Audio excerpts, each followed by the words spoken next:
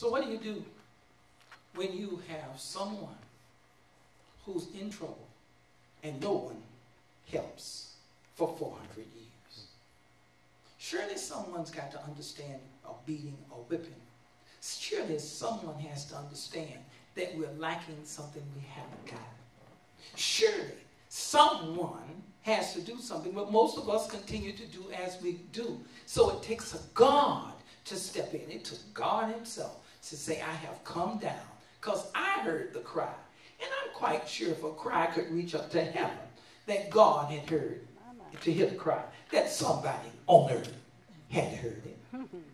I'm quite sure, because it tells us the story of a young man who was 40 years old, young adult.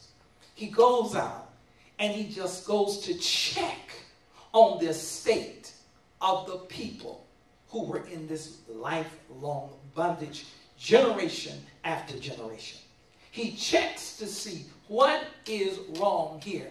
And on the day he comes, what does he find? He found one of the soldiers, one of those guards, one of those foremen, beating down a Hebrew.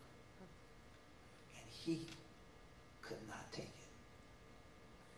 He looked to the left and he looked to the right to see if anybody was looking. And he beat up the man that was beating the oppressed. He killed him. He hid him in the dirt. And he thought it was over.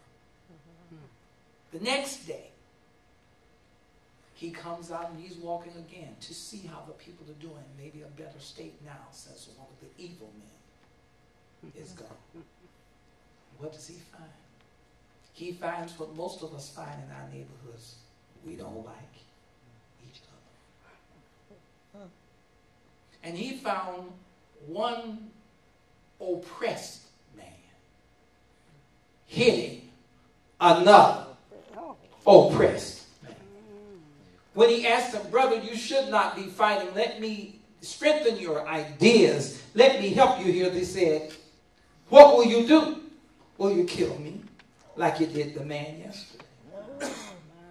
So then we figure we have something on you. And we'd rather stop the vision.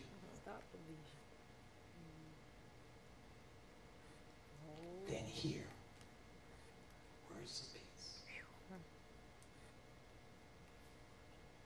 What do I do? What was Moses really? So Moses has to run out of the city. He goes into self-exile. They're going to kill him because he killed an Egyptian. Moses goes away, and he's away for 40 years. 40 years. And in these 40 years, people are still slaves. They're still beaten. Other things are happening that we may not ever know about. And then God arrives. And when God arrives, there's love. He gives life to all those involved. Liberty. When God arrives, he brings liberty. When God arrives, he makes sure that everybody is liberal. There's liberality, giving. There's sharing. There's sharing. When God arrives. When God arrives, there is light. Light. The light turns on. And people are enlightened. They change. They have new ideas, new concepts, and they go to promised lands. New horizons. Those people that never stepped foot outside of Egypt. They had never stepped foot outside of their communities. They had never stepped foot outside of the things that they had known. They had never seen beyond the horizon. And God says, let me take you to a new horizon. That's what I've come to do for you.